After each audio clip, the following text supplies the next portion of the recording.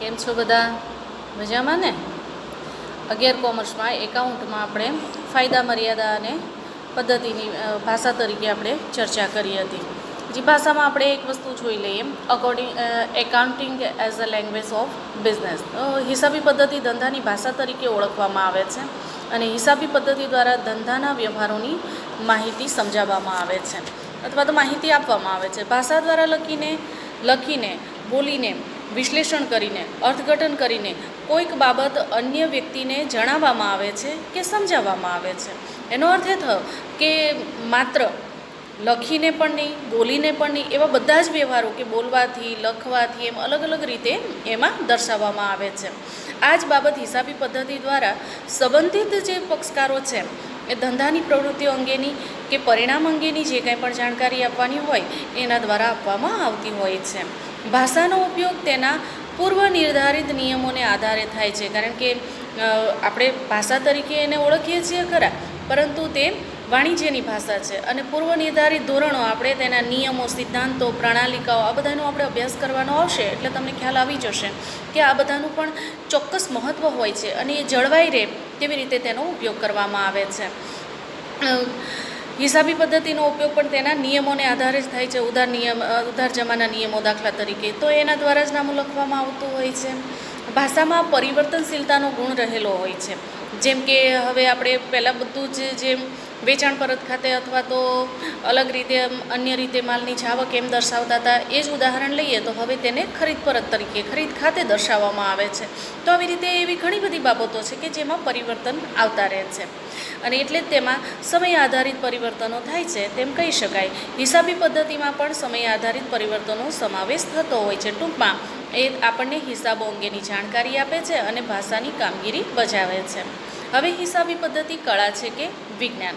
હવે એક વસ્તુ ખાસ યાદ રાખજો, વિધાન પણ પૂછાય છે. હિસાબી પદ્ધતિ એક કળા છે, હિસાબી પદ્ધતિ એક વિજ્ઞાન છે. હિસાબી પદ્ધતિ કળા અને વિજ્ઞાન છે. તમને જે રીતનો પ્રશ્ન પૂછાયો હોય એ રીતે તમારે લખવાનું. હિસાબી પદ્ધતિ એક વિજ્ઞાન છે તો વિજ્ઞાનનો સિદ્ધાંત સમજાવીને વિધાન લખવાનું.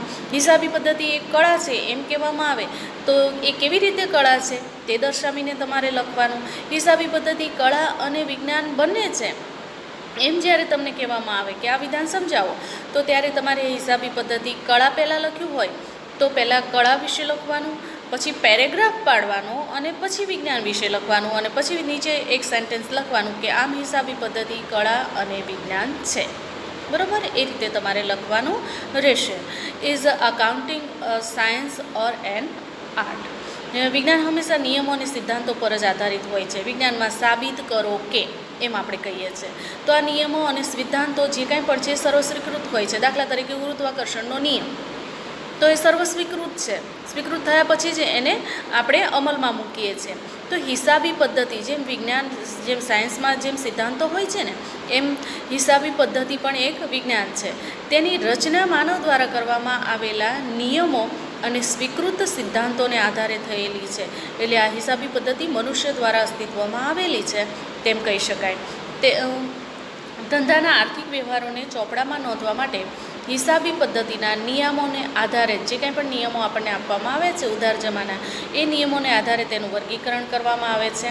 કોઈપણ પ્રકારની વ્યક્તિગત આવડતનો ઉપયોગ તેમાં કરવાનો હોતો નથી. વ્યક્તિ પોતાની જાતને કુશળ સમજતી હોય, ટેલેન્ટેડ હોય, પરંતુ નિયમો પ્રમાણે જ નામું લખાય છે. તે સિવાય તેમાં કોઈપણ પ્રકારના ચેન્જીસ કરી શકાતા નથી. નિયમોનું પાલન કરવાનું હોય છે. નિયમોના પાલનના આધારે જ એક જ પ્રકારના વ્યવહારો જુદી જુદી વ્યક્તિઓ દ્વારા હિસાબો તૈયાર કરવામાં આવે તો પણ હિસાબોમાં કોઈ ફરક પડતો નથી. તેની પ્રક્રિયા, તૈયાર કરવાની જે પ્રોસેસ છે તે અને તેનું જે રિઝલ્ટ, તેનું જે પરિણામ છે, નફો નુકસાનથી માંડીને કંઈ પણ, તો તેમાં કોઈ ફેરફાર આપણને જોવા મળતો નથી. અને તેથી જ નિયમો અને સિદ્ધાંતોને કારણે હિસાબી પદ્ધતિ એક વિજ્ઞાન છે તેમ કહેવાય.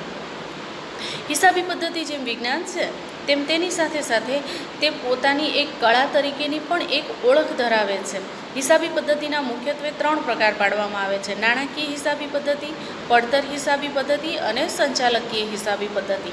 ત્રણેય હિસાબી પદ્ધતિની મર્યાદાઓમાં રહીને હિસાબો તૈયાર કરવાના, તેને રજૂ કરવા એક ચોક્કસ પ્રકારના કૌશલ્યની જરૂર પડે છે. એક જ બાબતને તેનું સ્વરૂપ અને અર્થ બદલાયા કરે તેવું પણ બને, અન્ય રીતે રજૂ થાય તેમ પણ થાય, તો તેના માટે કળા બહુ એટલે ચોક્કસ પ્રમાણે તે કળા છે તેમ કહી શકાય. એમ હિસાબી પદ્ધતિ કળા પણ છે અને વિજ્ઞાન પણ છે. હવે હિસાબી પદ્ધતિના ગુણાત્મક લક્ષણો.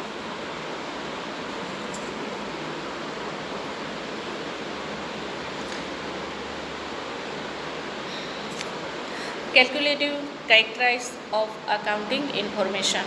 હિસાબી પદ્ધતિમાં જે હિસાબો તૈયાર કરવામાં આવે છે તેનો ઉપયોગ હિસાબો તૈયાર કરનાર અથવા ધંધાના માલિક પૂરતો સીમિત નથી. અલગ અલગ વ્યક્તિઓ દ્વારા હિસાબો તૈયાર કરવામાં આવે છે અને જે તે વ્યક્તિઓ તેનો ઉપયોગ કરતી હોય છે, પરંતુ તે સિવાયની અન્ય વ્યક્તિઓ માટે પણ તે ઉપયોગી છે. અને એટલા માટે જ હિસાબોમાં રજૂ કરવામાં આવેલી માહિતી વિવિધ પક્ષકારો માટે ઉપયોગી છે એમ કહી શકાય. એટલે વિવિધ પક્ષકારો દ્વારા પણ તૈયાર કરવામાં આવતી હોય છે. આમાં કયા કયા પક્ષકારો હોય તો હિસાબી પદ્ધતિમાં જોડાયેલા પક્ષકારોના નામ આપો એમ કહેવામાં આવે તો લેણદારો, સરકાર, ધિરાણ કરનાર સંસ્થાઓ, આ બધાનો તેની અંદર સમાવેશ થાય છે.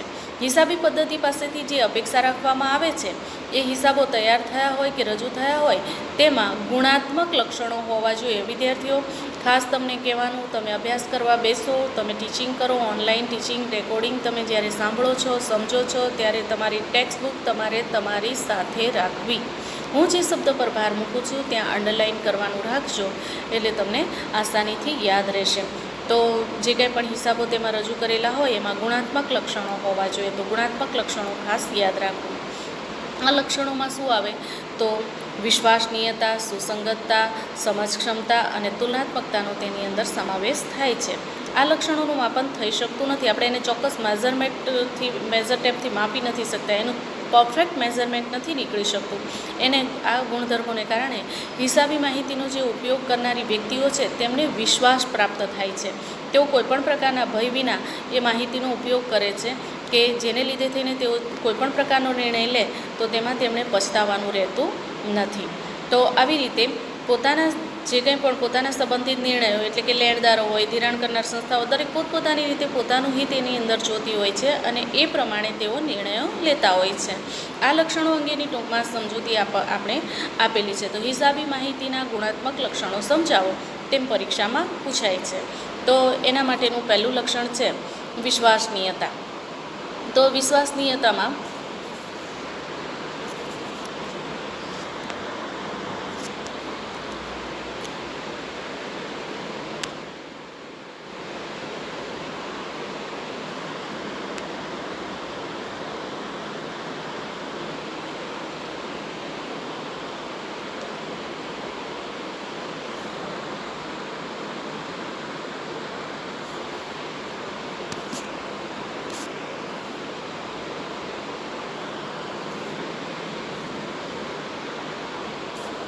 વિશ્વાસપાત્રતા, રિયાબિલિટી જેને આપણે કહીએ છીએ.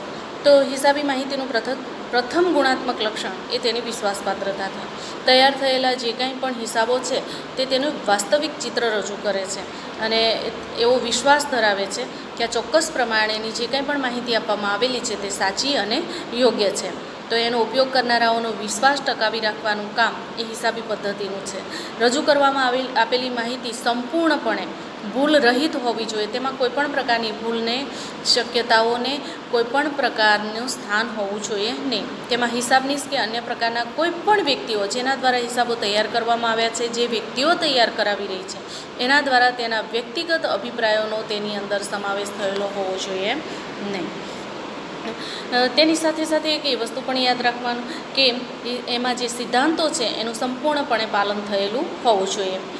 એના ગુણધર્મોને કારણે એની હિસાબી માહિતીનો ઉપયોગ કરનાર જે કોઈ પણ વ્યક્તિઓ છે એને ચોક્કસ પ્રકારનો વિશ્વાસ પ્રાપ્ત થયેલો હોવો જોઈએ.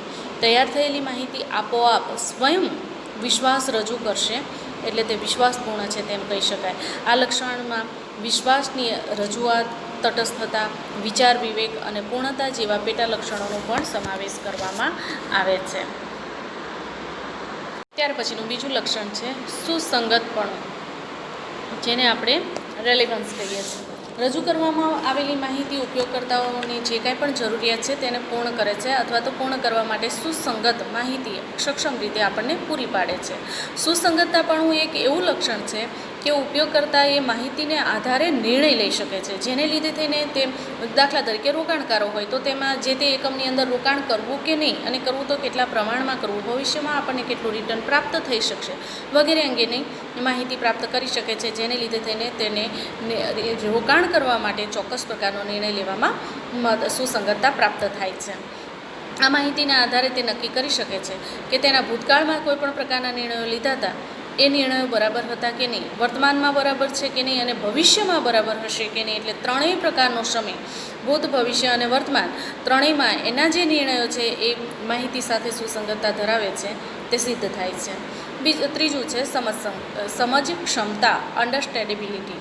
તો અન્ડરસ્ટેન્ડેબિલિટીની અંદર સુસંગતતાની ઉપરાંત એ વાત પણ રજૂ કરવામાં આવે છે કે જે કાંઈ પણ માહિતી રજૂ કરવામાં આવે તે સહેલાઈથી સમજી શકાય તેવી હોવી જોઈએ, યોગ્ય અર્થઘટન કરી શકાય તેવા પ્રકારની હોવી જોઈએ.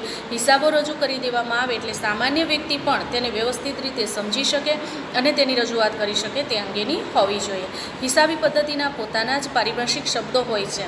એ પારિભાષિક શબ્દો વિશે આપણે આના પછી આપણે એની ચર્ચા કરીશું. તો એ પારિભાષિક શબ્દો ચોક્કસ પ્રકારનો અર્થ ધરાવે છે. એના પોતાના ચોક્કસ નિયમો છે, એના પોતાના સિદ્ધાંતો છે, પ્રણાલિકાઓ છે. તો આ બધાને અંગે જો અમુક જાણકારી ઉપયોગકર્તાઓ પાસે ન હોય તો રજૂ કરેલી વિગતો તે સહેલાઈથી સમજી શકતો નથી. દાખલા તરીકે લેણદારો અને દેવાદારો એ કોને કહેવાય એ વિશેની જો એને સમજ જ ન હોય તો ચોક્કસ પ્રમાણે અર્થઘટન નહીં કરી શકે, અને એટલા માટે એ ચોક્કસ પ્રકારની જાણકારી તે સમજી શકે તેટલી સમજક્ષમતા સાથેના વ્યવહારો રજૂ કરવા જોઈએ. હિસાબોમાં રજૂ થયેલી માહિતી સમજક્ષમતાનો ગુણ ધરાવતી હોવી જરૂરી છે. એટલા માટે ઉપયોગકર્તા પણ અમુક અપેક્ષિત બાબતોની જાણકારી પણ ધરાવતો હોવો જોઈએ. પછી એ રોકાણકારો હોય, ધિરાણ કરનારી સંસ્થાઓ હોય તો તેઓને પણ એ ચોક્કસ પ્રકારની માહિતી હોવી જોઈએ, એ નોલેજ હોવું જોઈએ, જેથી કરીને તેઓ હિસાબોને વ્યવસ્થિત રીતે સમજી શકે. ત્યાર પછી ચોથો પોઈન્ટ છે તુલનાત્મકતા, જેને આપણે કમ્પેરેબિલિટી કહીએ છીએ.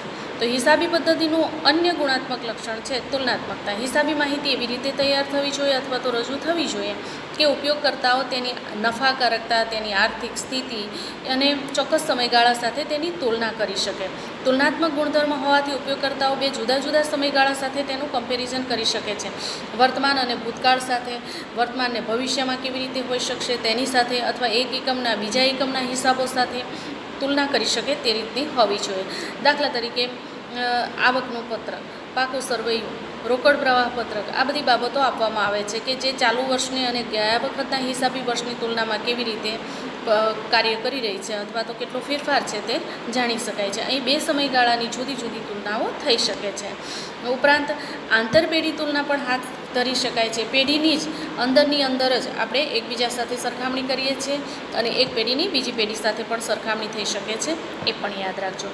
ટૂંકમાં સાચી અને ઉપયોગી માહિતી અને ગુણાત્મક લક્ષણોનો સમાવેશ કરીને નીચે પ્રમાણે રજૂ કરી શકાય. એટલે સંપૂર્ણ સાચી માહિતી અને હિસાબી માહિતી મેળવવા માટે જો તમને ચોરસમાં ખાના આપેલા છે, બરાબર વિશ્વાસપાત્રતા પ્લસ સુસંગતતાપણું પ્લસ સમજક્ષમતા પ્લસ તુલનાત્મકતા, આ હિસાબી પદ્ધતિના ચોક્કસ પ્રકારના લક્ષણો છે. સંપૂર્ણ સાચી અને હિસાબી માહિતી મેળવવા માટે આટલી બાબતો ખાસ ચોક્કસપણે અનુસરાવવી જોઈએ. ત્યાર પછી છે હિસાબી માહિતીના ઉપયોગકર્તાઓ અને તેમની જરૂરિયાતો, users of accounting information and there needs. તો એની અંદર વાત કરીએ આપણે તો ચોક્કસ પ્રકારના ધંધાના સ્વરૂપને તમે હવે બીએમાં પણ તેનો અભ્યાસ કરશો. એકાકી પેઢી, ભાગીદારી પેઢી, મેં અગાઉના લેક્ચરમાં પણ તમને કીધું છે, આવા અલગ અલગ પ્રકારના એકમો અસ્તિત્વ ધરાવે છે. ટૂંકમાં ઔદ્યોગિક એકમોનો જુદા જુદા સ્વરૂપે વિકાસ થયેલો છે અને આવા બધા જ પ્રકારના એકમો અર્થતંત્રની અંદર અસ્તિત્વ ધરાવે છે. તો એના કારણે હિસાબી માહિતીના અંગેની પણ સીમાઓ વિસ્તૃત છે. ચોક્કસ પ્રકારના નિયમો અને સિદ્ધાંતો જુદી જુદી જગ્યાએ આપણને જોવા મળે છે. તો એકાકી વેપારી, ભાગીદારી હિસાબી, એ બધાના અંગત હેતુસર તેઓ પોતાના હિસાબો તૈયાર કરતા હોય છે.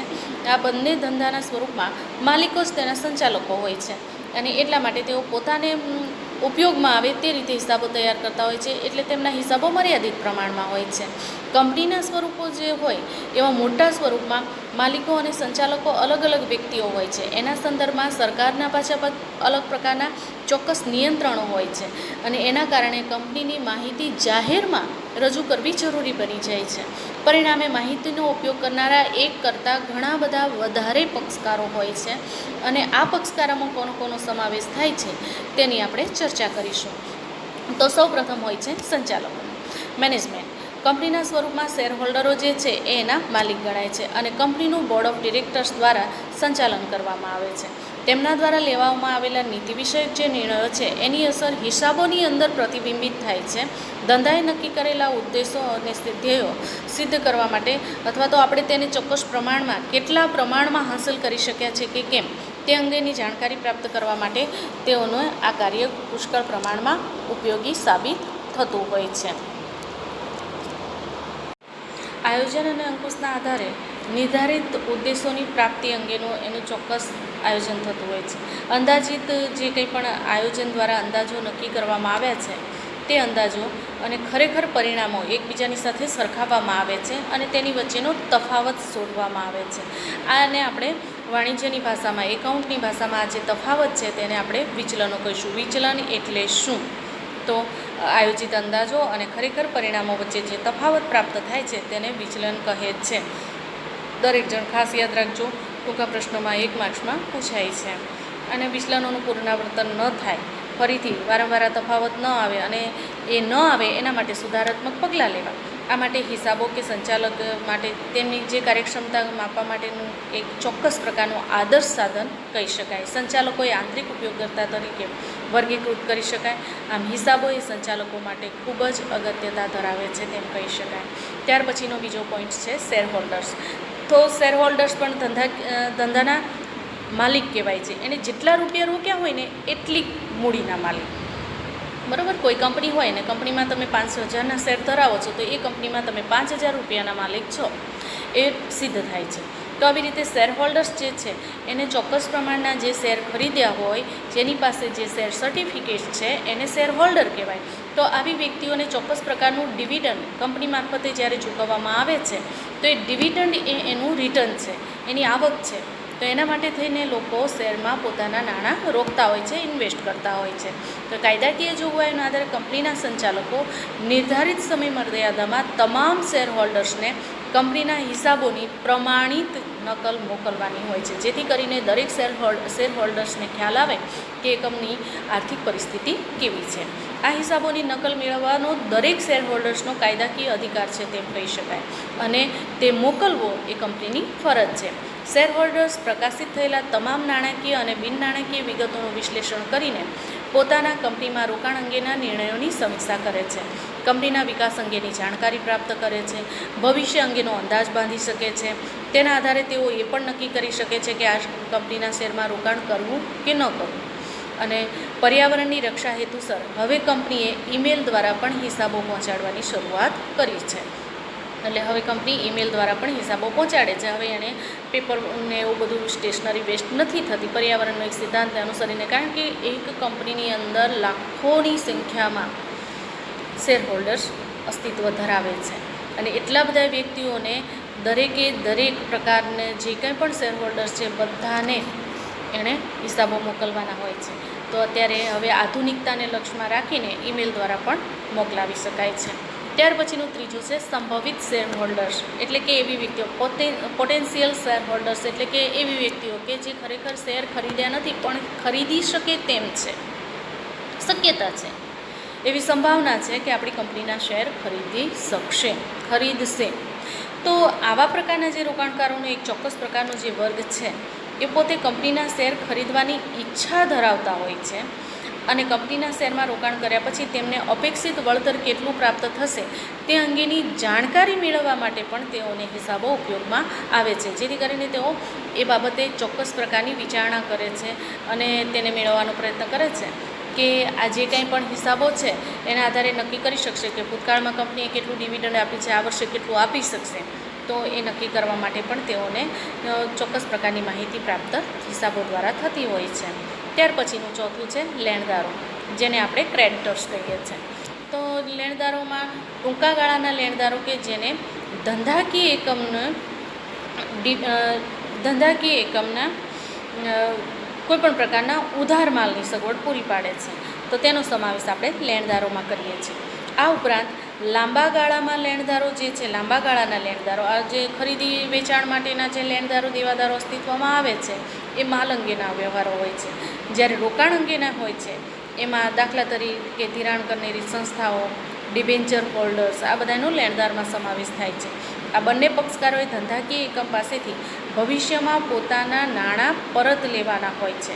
આ પક્ષકારો દ્વારા ધંધાની કમાણીની સ્થિતિ તેમજ આર્થિક સ્થિતિ અંગેની વર્તમાન અને ભવિષ્યની જાણકારી મેળવવી ખૂબ જ જરૂરી બની જાય છે. એટલે પ્રકાશિત હિસાબોનો ઉપયોગ કરીને તેઓ નાણાંનું રોકાણ કરતા હોય છે અથવા તો ઉછીના નાણાં આપતા હોય છે.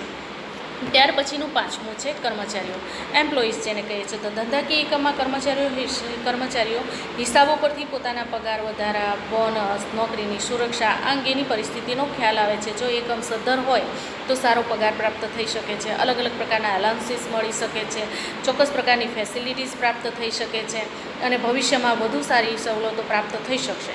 પણ જો એકમ દિન પ્રતિદિન નબળું થતું જતું હોય, એનું પરફોર્મન્સ વીક થતું જતું હોય તો નોકરીની પણ શક્યતાઓ ઘટી જતી હોય છે, નોકરી પણ જોખમમાં આવી જતી હોય છે.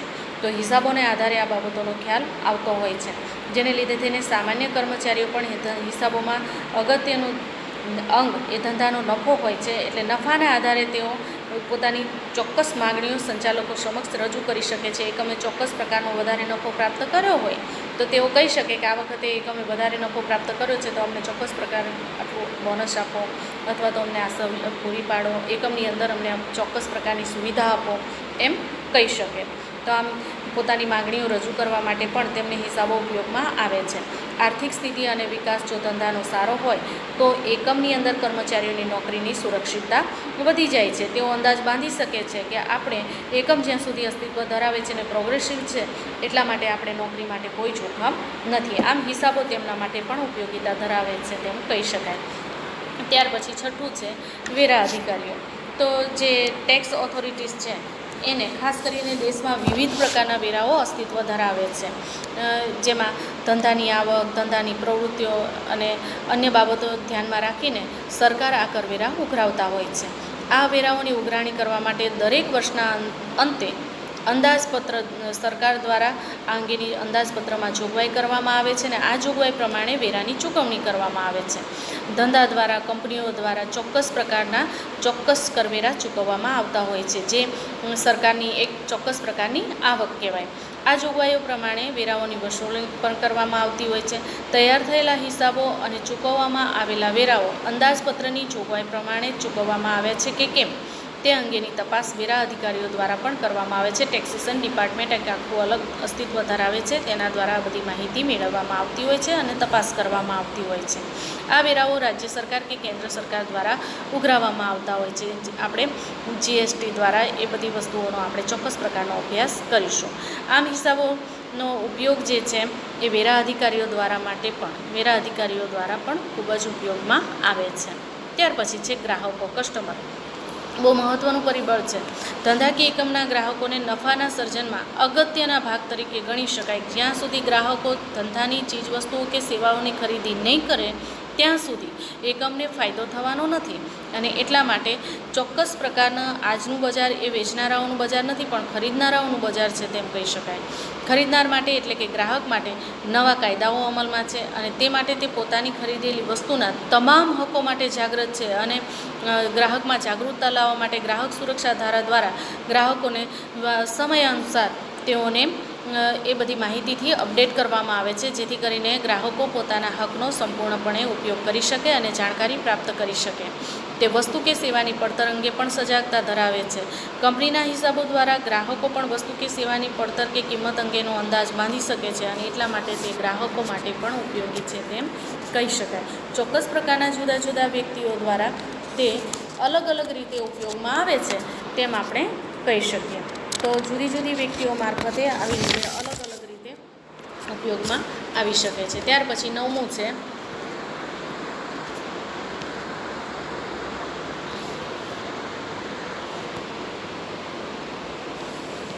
વિદેશી ઉદ્યોગ સાહસિકો.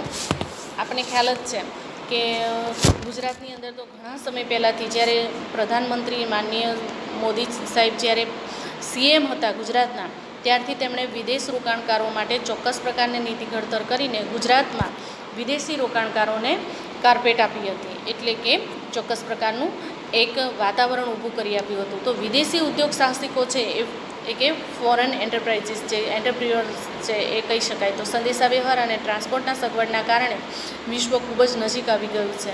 અને એ ઉપરાંત આર્થિક નિયંત્રણો, ઉદારીકરણ, આ બધું હળવું થઈ જવાને લીધે થઈને પણ બહારની જુદી જુદી વ્યક્તિઓ કે એકમો એ આપણા દેશની અંદર ચોક્કસ પ્રકારનું ઇન્વેસ્ટમેન્ટ કરવાની ઈચ્છા ધરાવતા હોય છે. ઉપરાંત જે તે દેશની કંપની સાથે પણ પોતાના આપણા દેશના ધંધાઓ સાથેનું સંયોજન એટલે કે મર્જર કરવાની ઈચ્છા પણ ધરાવતા હોય છે. પરંતુ આ નિર્ણયો લેતા પહેલાં તેમના દ્વારા જે તે કંપનીના હિસાબોનો ઉપયોગ કરીને કંપનીના તમામ પાસાઓ, જેવા કે કંપનીની સદ્ધરતા કેવી છે, તેની લિક્વિડિટી કેવી છે, તેની પ્રોફિટેબિલિટી કેવી છે, આ બધી બાબતોનો તેઓ અભ્યાસ કરે છે. પછી તેનું વિશ્લેષણ કરે છે અને પછી નિર્ણય લે છે કે એ ધંધા સાથે આપણે મર્જ કરવું કે કેમ. તો આમ વિદેશી જે ઉદ્યોગ સાહસિકો છે તેમની દૃષ્ટિએ પણ હિસાબો ખૂબ જ મહત્ત્વ ધરાવે છે તેમ કહી શકાય.